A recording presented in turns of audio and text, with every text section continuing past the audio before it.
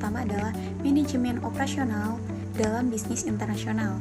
Artian manajemen operasional itu sendiri, manajemen operasional merupakan metode pengelolaan yang menyeluruh dan optimal yang memperhatikan perihal tenaga kerja. Nah, beberapa seperti mesin, bahan-bahan mentah, peralatan, atau produk yang sekiranya bisa dijadikan sebuah produk, barang, atau jasa yang bisa dijual atau dibeli. Nah, di mana manajemen operasional telah mengalami 3 tahap perkembangan. Nah, di mana pada setiap tahapnya memiliki nama yang khas. Awalnya dikenal sebagai manajemen pabrik, yang artinya manufaktur manajemen.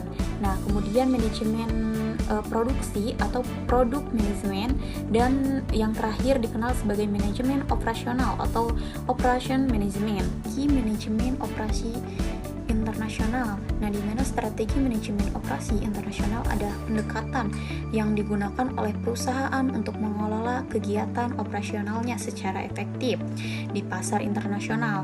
Nah, ini melibatkan perencanaan, pelaksanaan, dan pengambilan berbagai proses produksi serta distribusi.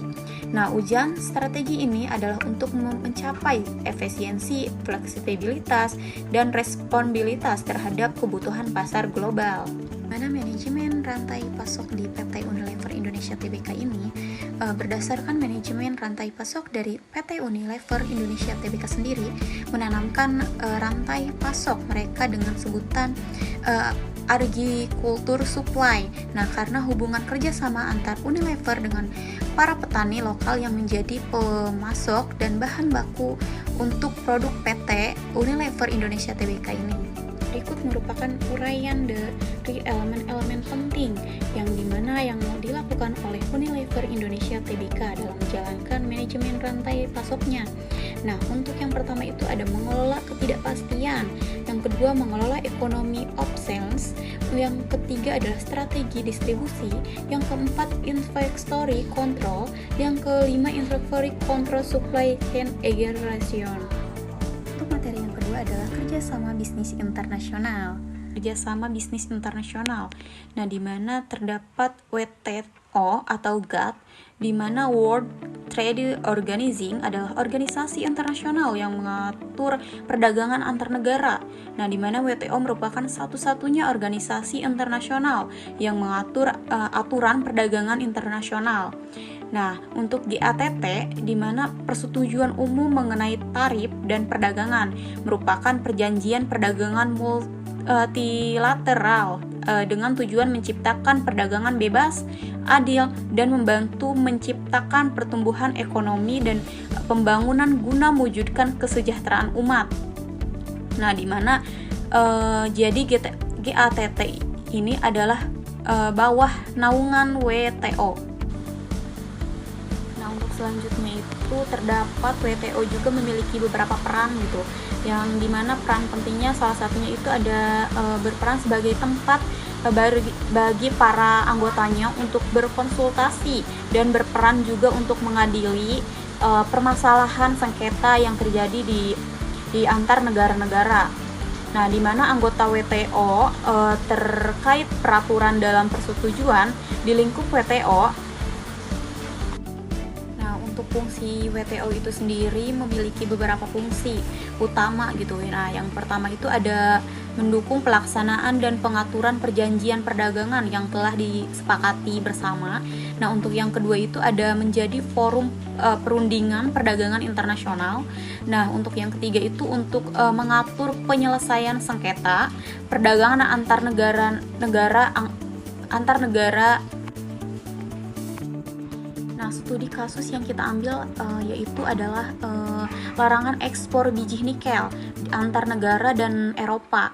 Nah, di mana pada awal Januari 2020 pemerintah Indonesia melarang ekspor biji nikel, di mana kebijakan itu sejalan dengan diterbitkannya Permen ESDM nomor 11 tahun 2019 tentang perubahan kedua atas Permen ESDM nomor 25 tahun 2018 tentang pengusahaan pertambangan mineral dan batubara serta pasal 102 UU Minerba akibatnya menjadikan ekspor terhadap mineral mentah harus dibatasi bahkan dilarang, karena apabila tidak demikian maka pengaturan mengenai pengolahan dan pemurnian tersebut menjadi tidak ada artinya. Namun kebijakan yang dilakukan oleh Indonesia terkait dengan larangan ekspor biji nikel mendapat protes dari Uni Eropa. Nah, di mana Uni Eropa berpendapat bahwa Indonesia telah melanggar komitmen keanggotaan WTO, yaitu untuk tidak menghambat perdagangan internasional dan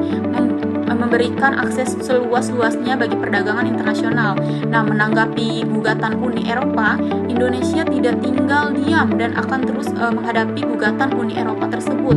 Nah, di mana Indonesia yang diajukan di WTO, disinilah peran WTO dibutuhkan, di mana dalam hal ini WTO merupakan lembaga yang berperan dalam mengatur pelaksanaan ketentuan mengenai penyelesaian sengketa perdagangan.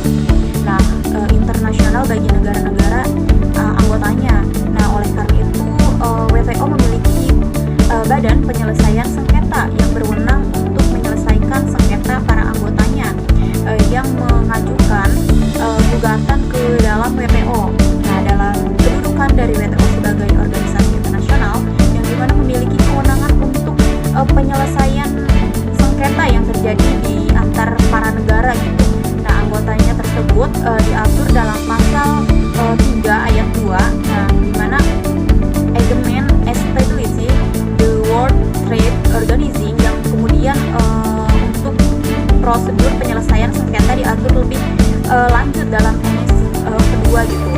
Nah, untuk sistem penyelesaian sengketa WTO ini dibentuk sebagai pembaruan dan penyempurnaan dari sistem penyelesaian sengketa yang diatur dalam General Agreement. Nah, di mana GATT itu pada tahun 2023 ke halaman agenda larangan ekspor biji nikel Indonesia terhadap Uni Eropa adalah contoh bagaimana penyelesaian sengketa WTO berfungsi. Nah, dalam kehidupan nyata gitu. Nah, untuk proses ini menjelaskan aturan perdagangan internasional memberikan cara yang jelas bagi negara anggota untuk menyelesaikan perdagangan mereka gitu. Nah, meskipun awalnya Indonesia mempertahankan kebijakan itu untuk alasan membangun ekonomi gitu domestik, akhirnya Indonesia harus menyesuaikan kebijakan dengan aturan WTO gitu. Nah, secara umum mekanisme penyelesaian sengketa WTO berfungsi